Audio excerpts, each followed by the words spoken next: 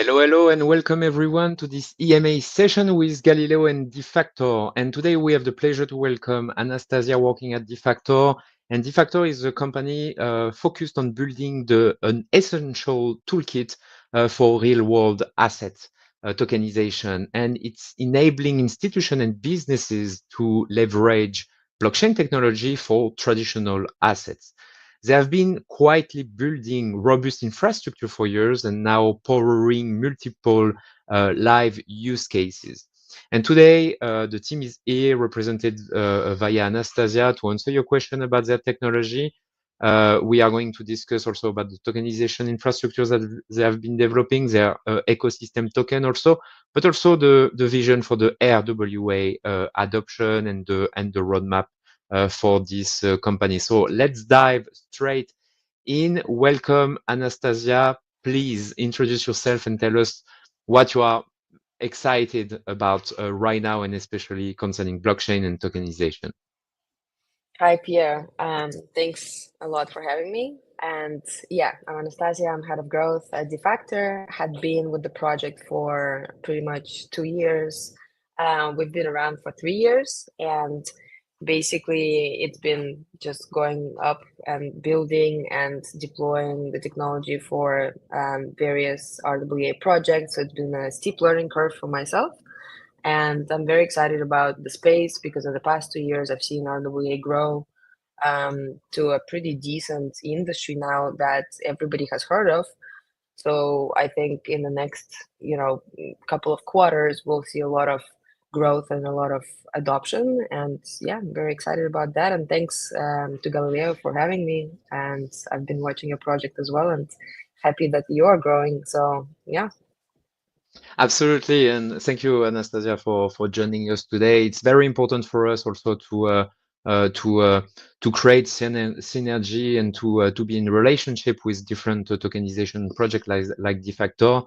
Let me introduce myself also for the people that doesn't know me. So my name is Pierre Bernardo, currently living in France, in Bordeaux, on the west coast of France, a city that is very known for its wine. I have been creating the company like almost 3 years ago, and the needs was to combat counterfeiting, but also to implement technical integration, and especially the way that we are interacting with luxury products or very prestigious type of product. Because we all know that today all the proof of ownership, proof of transparency is exclusively paper-based type of documentation.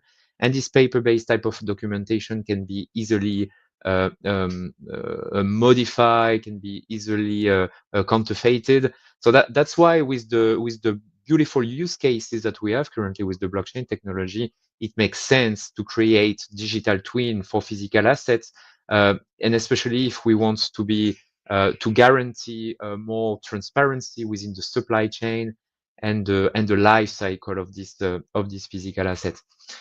So Galileo is a company located in France, but also in Switzerland. But the most company is located in France, and we have been developing a whole ecosystem of different tokenized products. And that's why exactly today we wanted to have this discussion with Anastasia, because we have the same vision. We want to bring more use cases for the blockchain technology in our daily life. So it's looked interesting for us to continue this conversation, but also to share different type of opinion during this EMA space. Anastasia, thank you for your introduction. Can you talk a little bit about the company, like where is located? You have been telling us that you are live for 3 years now. How many people are working for the project currently? So yeah, please describe a little bit the Defactor company. Sure. So we've started about 3 years ago. The token went live, and the token ticker is Factor, FACTR. And coming from the name, perhaps some of the listeners are familiar with the factoring from the traditional finance, which is borrowing and lending for invoices and receivables. So that's pretty much been the first business model for the first year, when we tokenize receivables and invoices and bridge that capital from crypto to the SMEs to help them borrow against those kind of assets. And developing that technology and kind of repackaging that after the first year was sort of the goal of bringing that tech to the various asset classes in the space. So then after that, we had pretty much kind of leveraged the lending and borrowing aspect. So one of our features is launching lending pools, which is a DApp that is deployed for a customer, white labeled under their branding, and is essentially enabling for their assets, even if it wasn't tokenized with us, which is also obviously the service that we provide as well, because it's kind of, plain vanilla. Everybody kind of at the very minimum knows how to tokenize assets if they provide such functionality. But we kind of decided to go further and then ask our clients, like, okay, once you've tokenized your asset, what is it that you want to do with it? And so regardless of whether they tokenize it with us or in-house or with any external providers, they can launch a lending pool with us and enable that feature of borrowing against the asset in USDC. And then for our token, we have also developed a dashboard. We run Defactor as a DAO, and the token is a governance token. So we've developed a dashboard called Engage, and that platform is essentially now also white labeled to various projects, because we basically built it for our token to provide governance functionality around the token. You would be able to view the past votes and contribute to the current votes if there's a voting cycle. As a token holder, you will be able to view your staking portfolio, see different staking pools, vesting of tokens, the buyback mechanism, which will run for our token. We could also help projects deploy for theirs. So essentially, it's a full, robust dashboard for the tokenomics of the project. Obviously, focusing on the RWA space, but doesn't have to be. Basically, any project that has a utility token or governance token could utilize this dashboard. So that's also software as a service product that we have, and basically packaging tokenization, lending and borrowing, and this staking and governance into one toolkit became something that we've been doing for the past 2 years, and basically having projects experiment with different asset classes and take their business essentially from 0 to 1 and focus really on the community building and the legal part and structuring the product for themselves around the asset that they're experts in. Because what we've realized is that whilst Defactor started as a trade finance focused tokenization platform, we couldn't ever, become experts in all the various asset classes like real estate and precious metals and commodities, right?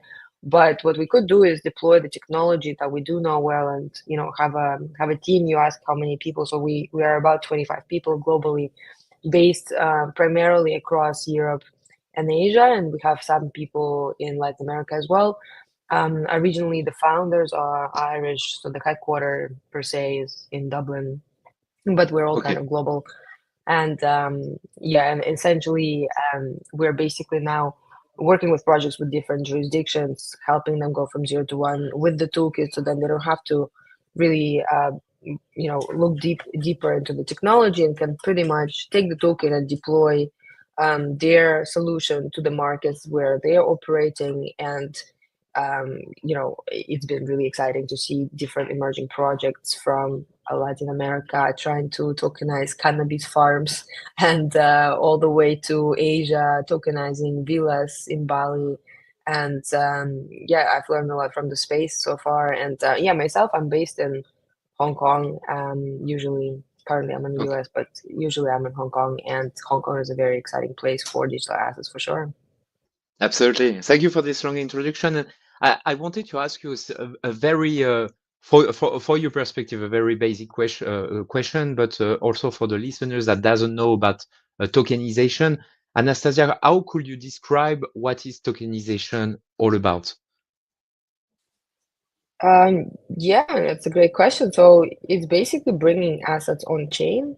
And for people that aren't from the blockchain space, I suppose you can think of it, and we've tried to simplify that as much as possible, because part of our partner client base is very Web2, and they come from traditional assets.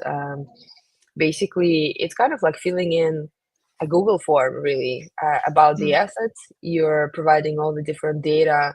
Let's say you're tokenizing real estate, then you would be talking about how many tokens will represent what kind of property, probably upload some documents that are proving either the ownership of the property, but I would say tokenizing the deed of ownership hasn't been the most popular case of tokenization in real estate. It's been usually that economical value that is derived from owning the property, such as the rental income.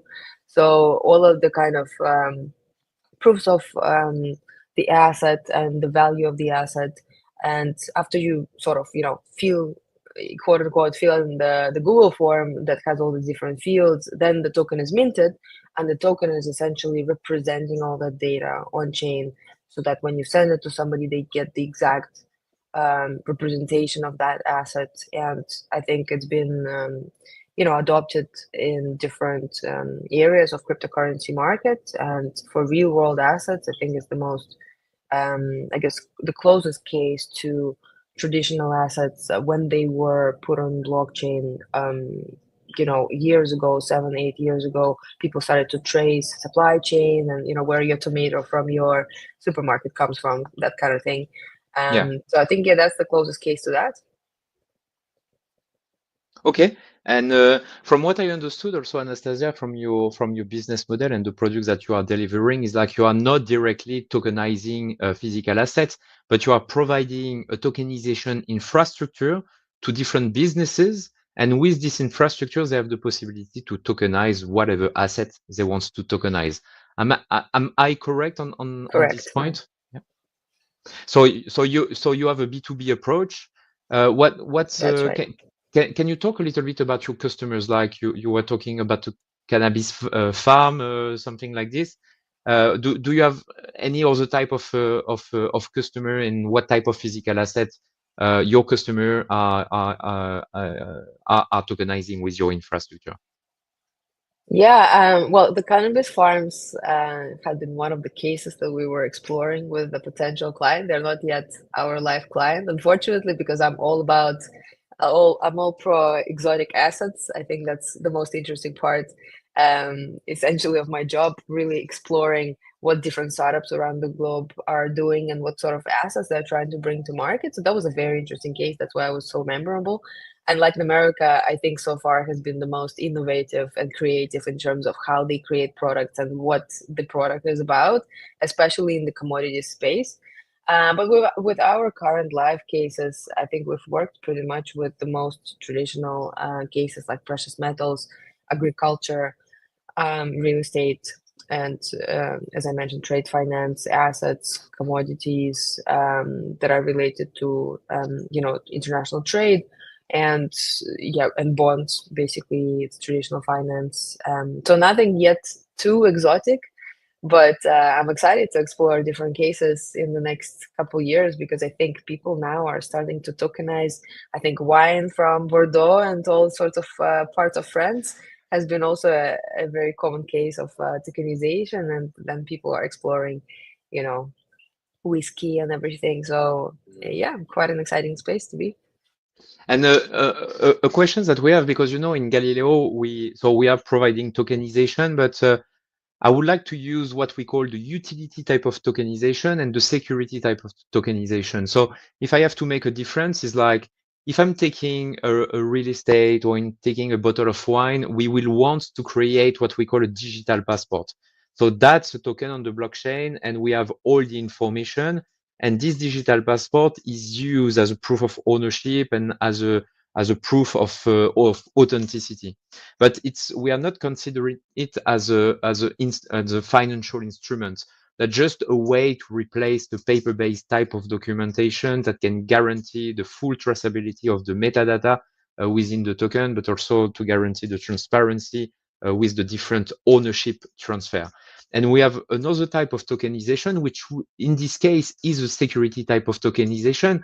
Is like I'm creating the token of my Rolex and I'm buying the NFT of this Rolex, while knowing that this Rolex is placed within a custody. And in this use case, I'm buying an NFT that is representing a security type of of token. So there is, from the Galileo perspective, there is two use cases with this tokenization. Is one, to replace paper-based type of document as a form of a digital passport, and the other type is a form as an investment vehicles.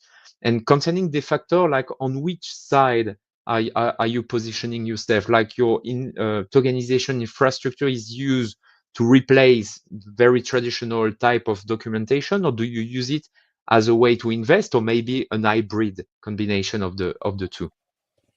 Yeah, it's a great question. I think it is, well, I mean, I guess my question to you would be which of the two for you guys has been the most popular and the most widely adopted. From my experience, the investment side has been more popular in terms of what projects approach us and get in touch with us. We connect with projects through different events and online spaces like this one. So basically, when we learn about the project and start talking about collaboration around the tech side, their major reason is really to attract more markets to their asset and essentially distribute the asset in the wider market. So I would say the investment perspective is the most attractive for them. I think the distinction between the security tokens and the utility tokens that you called, I think is for me personally, it is the definition of that asset in the particular jurisdiction where that project is operating. So somebody who is working with institutional investors out of Singapore and distributing tokenized bonds, let's say, to them, is a very different case from, let's say, a retail focused platform that tokenizes gold and distributes gold tokens across retail jurisdictions, and the whole business is maybe in the BVI registered, but onboarding customers through a license that was obtained in Dubai and is enabling them to distribute to retail investors. So basically, it really depends on, number one, is that a security token from the perspective of, is that an asset that is appreciating in value and basically generating value, such as stocks or bonds or any traditional assets that had been defined as a security in that particular jurisdiction, or maybe it's a commodity and just a representation of an agricultural asset on chain, in which case many jurisdictions wouldn't consider that a security, and in the case you're distributing like a so-called utility token across different investor classes or investor jurisdictions. So it depends on the project, and typically they would know what they're trying to target because they come from the business perspective, right? They know their asset really well and they know their audience really well. And those two is something that we can't possibly know for all the different industries, right? But we do have some partners that are licensed partners that are helping with distribution of assets in Europe, in Asia. We're also trying to actively connect with marketplaces, which is very helpful for the customers that we have, because after the assets are tokenized, they are looking to expand across different jurisdictions, different marketplaces, and essentially tap into different ecosystems. So that type of partnership with marketplaces or partnerships with different chains that are attracting many projects from the RWA space. And when we deploy our toolkit, which is EVM compatible, we would be looking to tap into this ecosystem with different chains and see who is developing those either marketplaces or find different collaborations with those projects to see how can we expand that potential pool of investors for our current customers or future customers. And yeah, so I'm happy to learn more about your experience. What type of token you consider to be the most popular? Yeah, absolutely. And I think you are completely right about the fact that we have to consider before tokenization, are we considering it as an asset? I mean, as an object, or do we consider it as an asset that can fluctuate in value? From in perspective in Europe and especially in France, there is a regulatory concern about issuing a security token, and especially to represent real estate, car, watches, etc. And we have to understand also that there is some physical assets that have a stronger regulatory framework, such as vehicles and real estate. So that's why right now, in terms of security tokenization, we are not targeting real estate or car straight ahead, but we prefer to do it with assets that need less a less regulatory approach. There is also the fact about the use cases that the people wants to know. If we are considering about tokenization, we also in Galileo, we are considering about tokenization of diplomas. We are considering tokenization of proof of ownership and proof of authenticity. Maybe it is the MacBook, etc. So in this case, we are just digitalizing a paper-based type of document onto the blockchain. And we all know that with the blockchain, the information within this digital twin can be secure and can be traced. But there is also some type of assets. We were talking about real estate. We were talking about collectibles. We were talking also about cars and watches, etc. And in this case, some of the people or some investors are looking for an easy way to invest onto this physical asset without the burden of taking care about the custody of this asset. It is very easy with tokenization to be able to buy an apartment in Tokyo, and me being a French citizen, because I can move my funds very freely across board, and to be able to buy an apartment or to buy a fraction of an apartment located in Japan. In a traditional world, it will be somehow complicated for me to buy an apartment by transferring euros to Japan and to do some paper-based type of documentation with notaries, lawyers, and the government to buy an apartment in Tokyo. So for me, security tokenization is about democratizing also the investment, especially because it is reducing the administrative burden. I think this is a strong point. We are reducing the administrative burden with the tokenization, but we are also democratizing the access to investment. What do I mean by that? It's like, if I want to buy a house, I want to buy an apartment, I need a huge capital to buy this real estate. But through the blockchain and the tokenization, we can create small fraction of big assets in the way that we can welcome more investors toward a particular investment. So we are taking the both approach.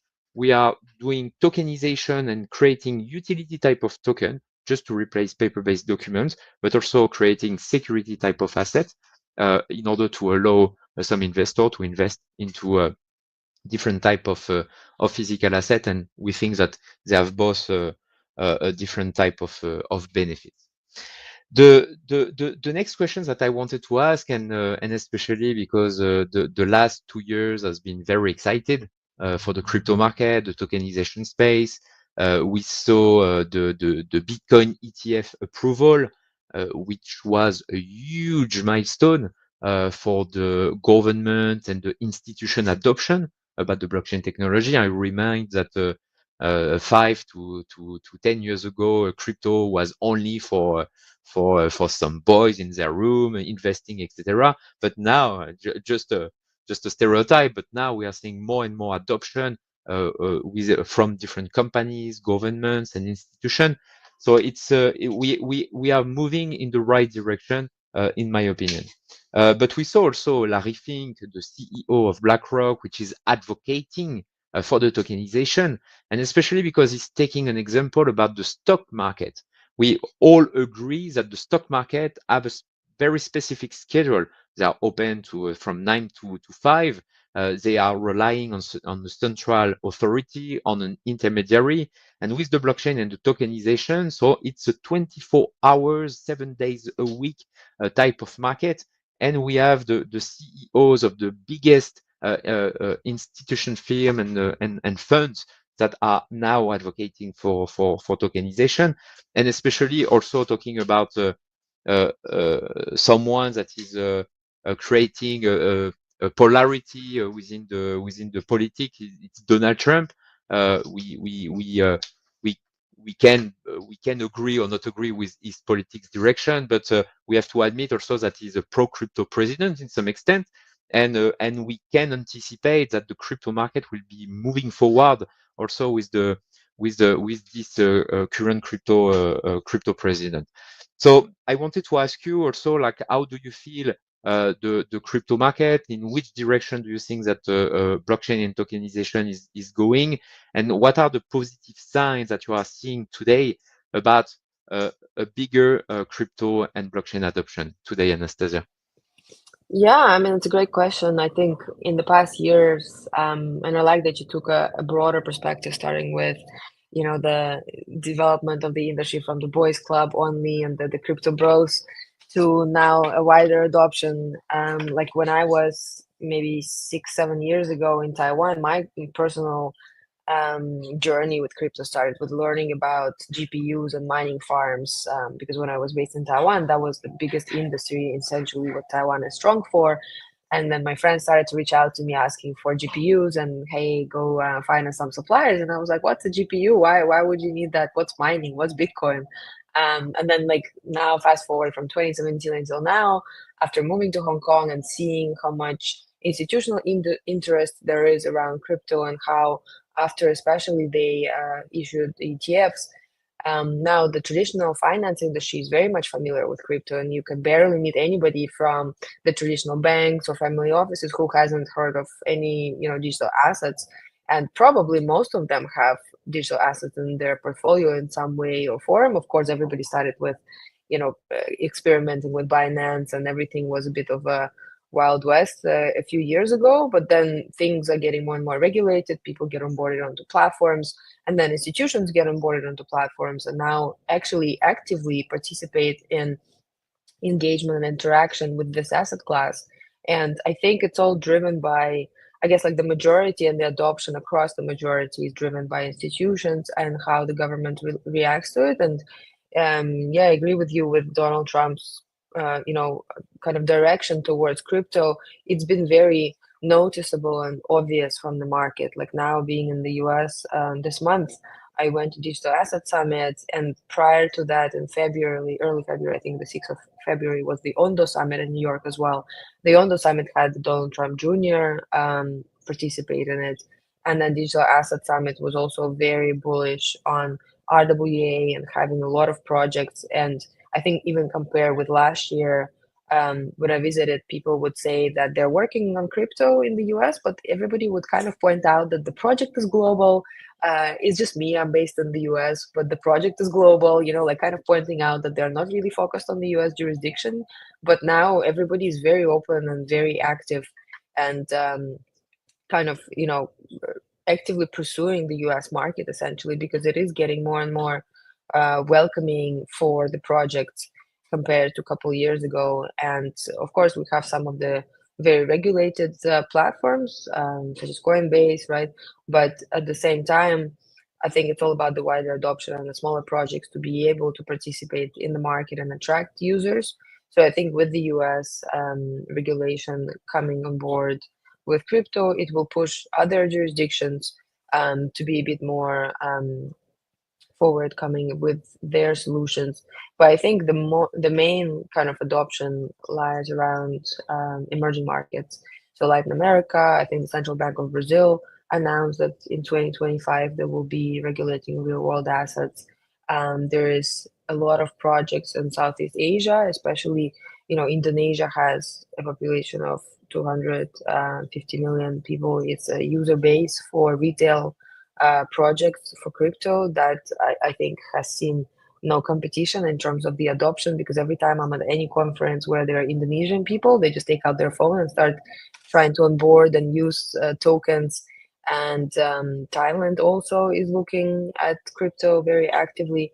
So I think Southeast Asia is definitely a place to watch. And I mean, for myself, I've obviously seen the two kind of really big populations of crypto adoption, which are the Chinese speakers and the Russian speakers. Myself being native in Russian and having, decent Mandarin level, also kind of like meeting these people from the space. I meet either project builders from this background or people that are actively consuming or investing into digital assets. So I would say the population now is very global in terms of various jurisdictions adopting digital assets. And for RWA specifically, I think it really is relying on some of the regulatory infrastructure and organization, because it's traditional assets that we're dealing with. It's real estate, it's precious metals, and funds are very careful with that. And the fact that there is more and more regulation coming, I think it's a positive because that it makes it more comfortable for the institutions to come and participate. Absolutely. And I wanted to ask you the question about Hong Kong, like what is the current state of art about blockchain adoption, tokenization, and regulatory framework advancements? Like, do you have any clue about the stages they Yeah, are?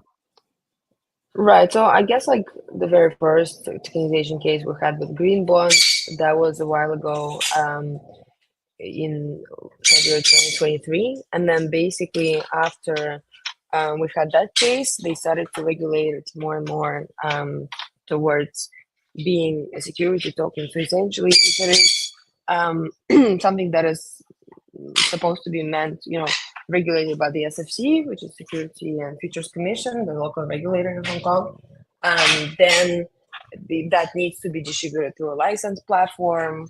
It needs to be, distributed to KYC, the investors, and so on. So they're very much treating the distribution of tokenized real-world assets as securities and defined as defined by the SFC, essentially.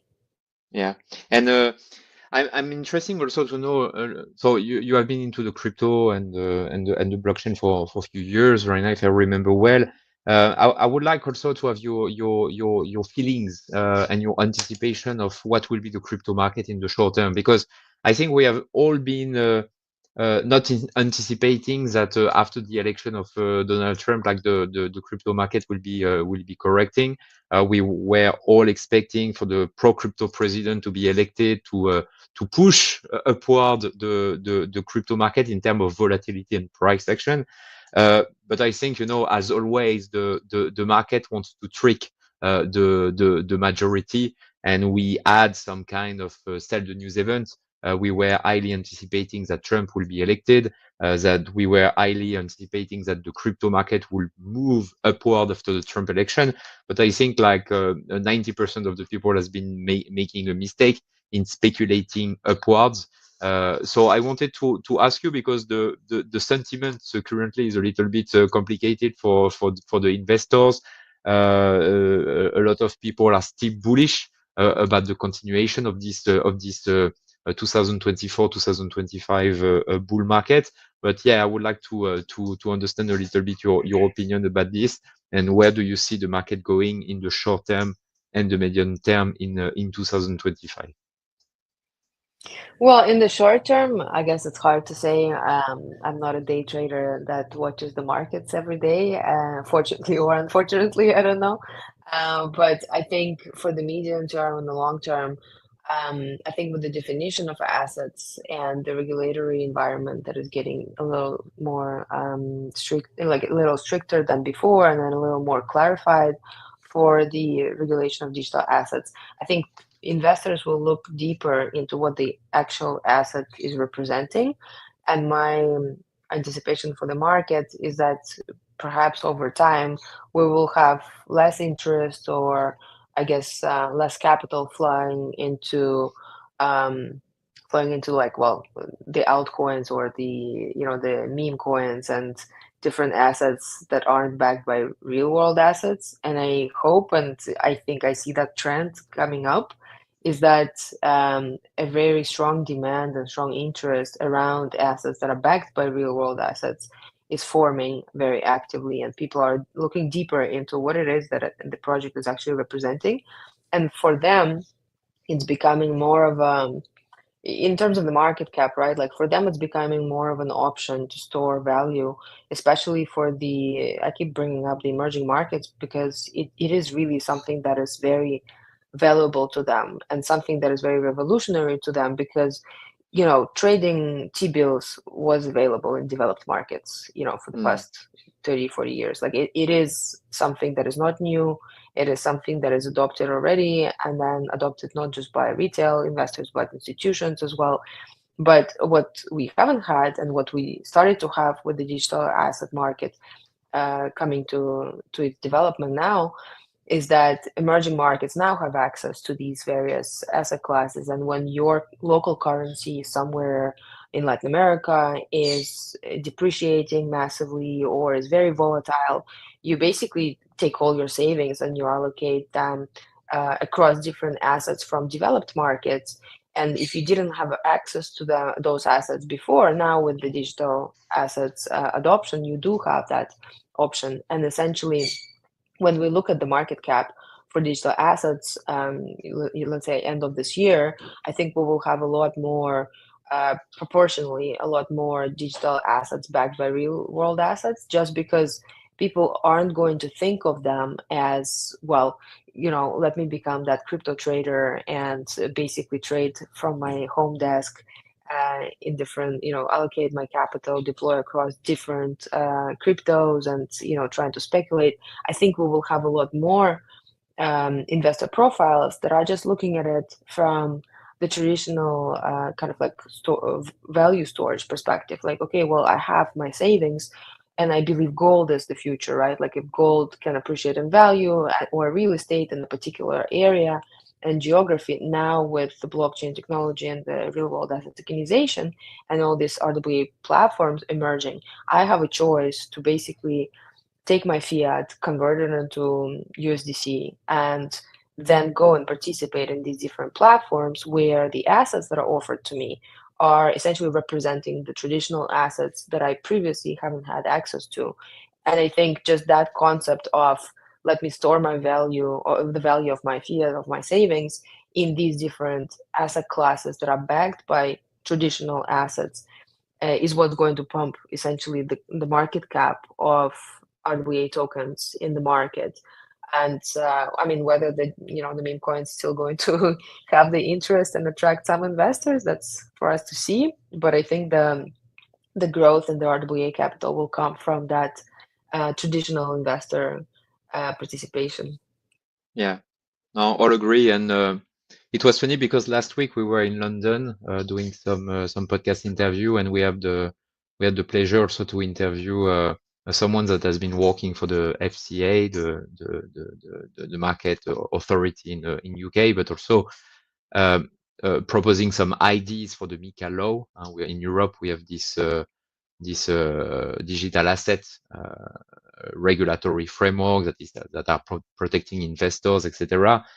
And from what she told us is like on the background, on the shadow, we don't see it yet, but there is more and more institution, companies, but also governments that are highly interested in adopting this blockchain technology for whatever use cases. And it can be the financial use cases, it can be for politics, such as the voting, for instance. It can be for physical assets, it can be for loyalty program.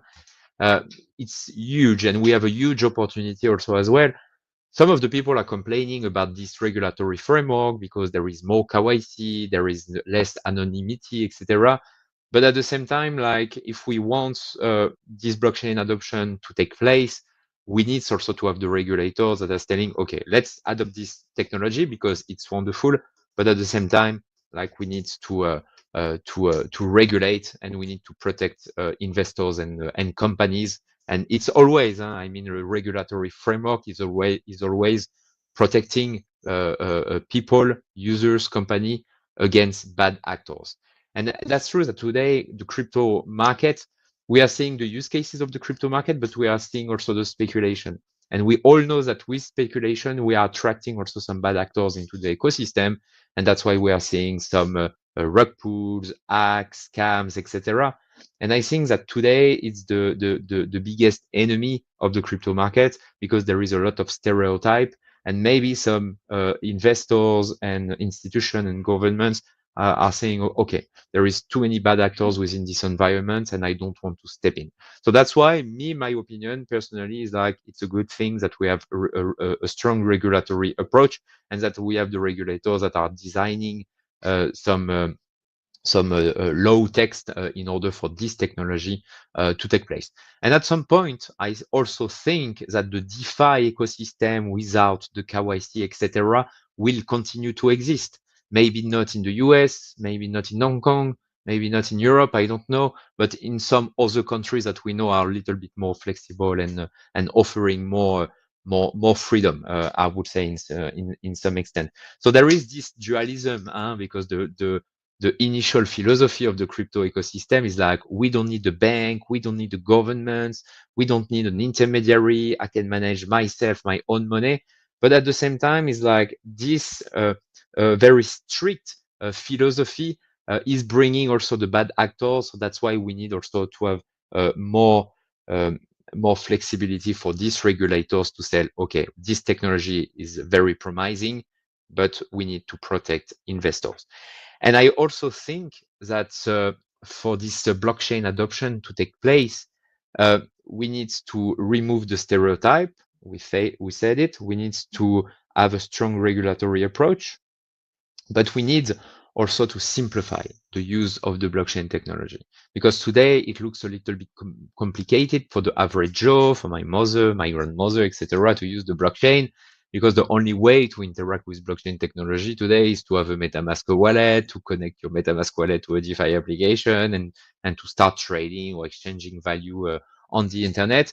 And I think that the blockchain is going towards a more user-friendly approach. And I think that this user-friendliness increase will attract also more and more people. And finally, I think, and we have the same vision for it, is like, I think at some point, people will be using the blockchain without knowing that they are using the blockchain. You know, they will be trading stocks, they will be managing their money, they will be sending money abroad. We will have a blockchain layers that will be allowing all these transactions, but the people won't even know that it is the blockchain technology. And the final point that I wanted to make also as well is because, you know, there is what I call the Bitcoin or the blockchain maximalist. These people know, think that the blockchain technology will replace all the existing technologies that we have within the aviation industry, within the financial industry, but that's not my belief. I think the blockchain will be a plug and play type of technology. It will be a technology that will be used as a layer on top of the already existing and working technology.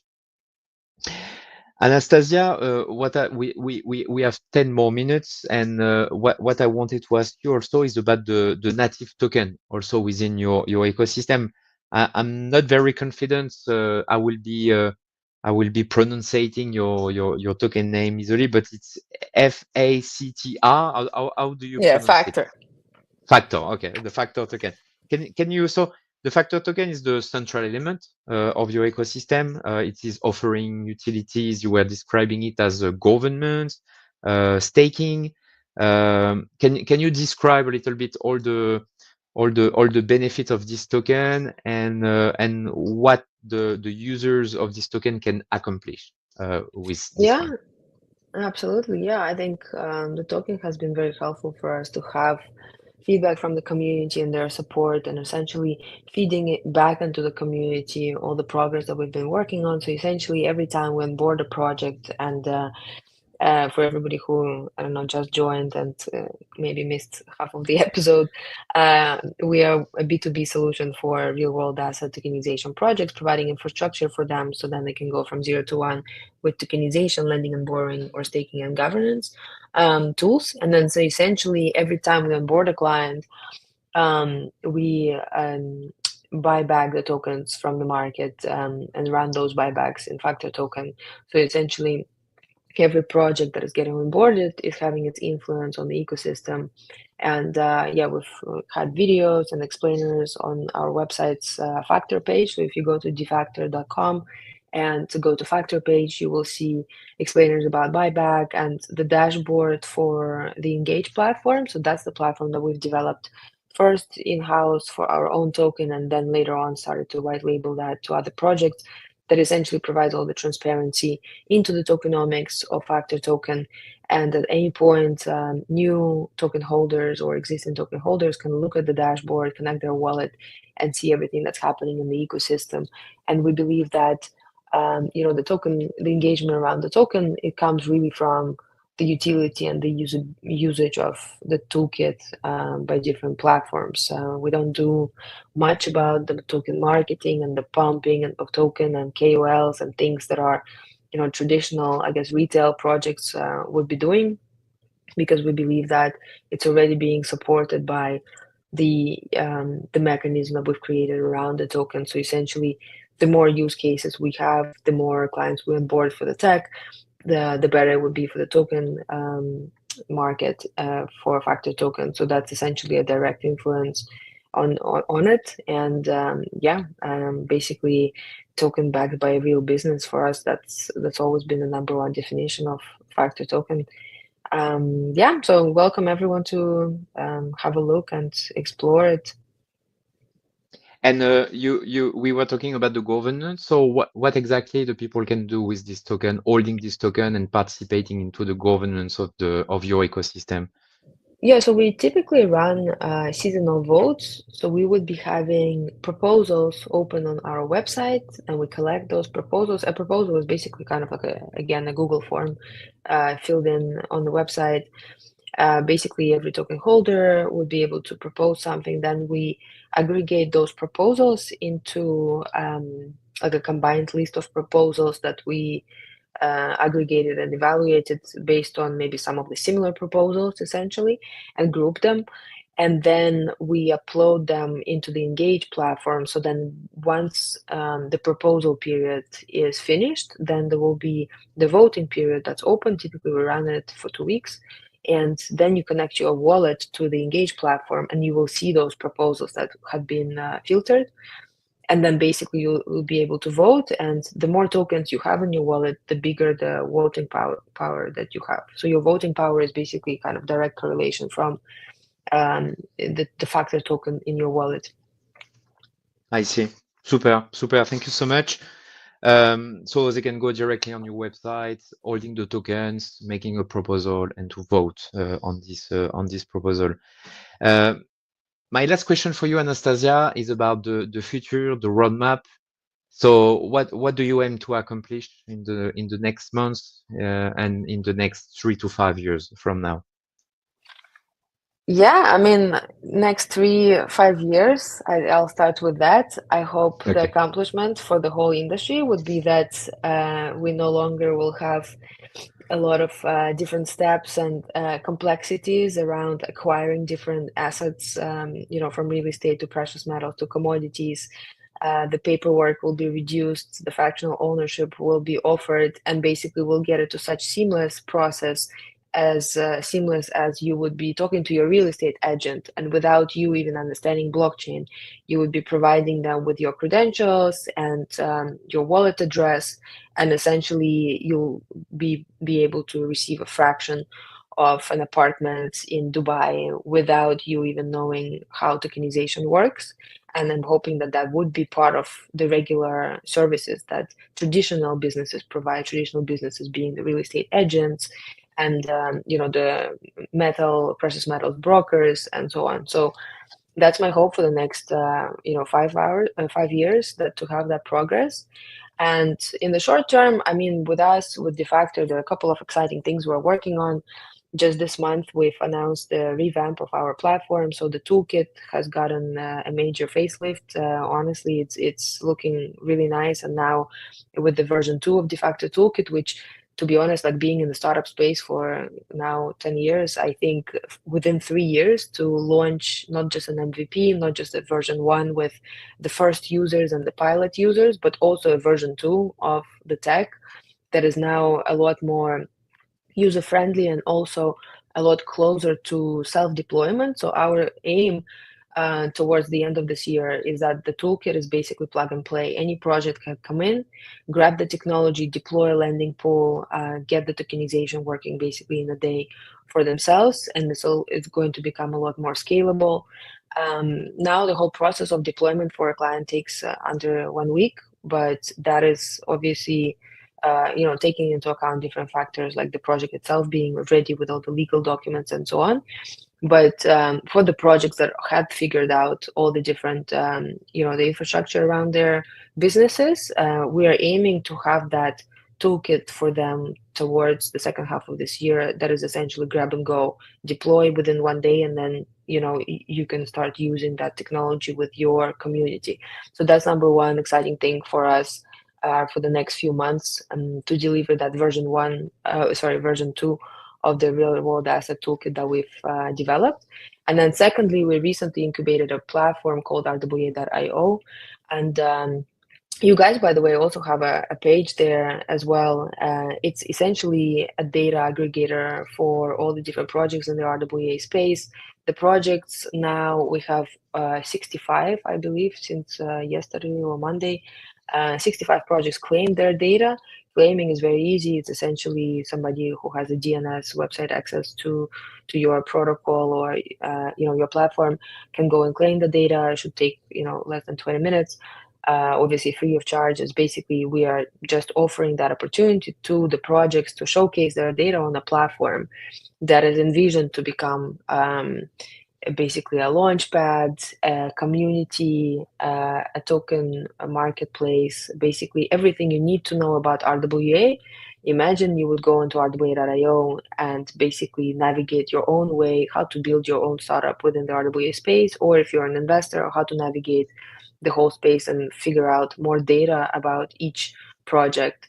So yeah, we're welcoming projects right now to go and claim their data. And Defactor is a major partner for RWA.io for anybody who doesn't have the right technology for launching their platform, RWA platform. They will have an exclusive partnership with Defactor if they get onboarded on RWA.io. So that's very exciting. It's good. It's been growing organically the past couple of months, and we're basically seeing this baby grow every day. And yeah, very excited about that. And that's a validation of the sentiment for the RWA market to us. Basically, the growth is just providing Amazing. that opportunity for everyone. So yeah, welcome all the projects and welcome Galileo as well and your community to look into that. All right, Anastasia, thank you so much. It looks like we are coming to an end of our time for this EMA session. Thank you very much, Anastasia, head of growth at Defactor. You can find more information on the defactor.com website and on Twitter also as well. And again, gratitude, Anastasia, for taking the time to share your insight with us today. It has been incredible also to understand about your roadmap, your growth strategy, your perspective on the crypto and the tokenization market, and also all the exciting developments that are happening within the RWA tokenization space. Thank you for the community, thank you for the listener, and thank you to everyone who joined us today. This is the end. Bye. Thanks, Pierre. Thanks for having me. And thanks for everyone who listened.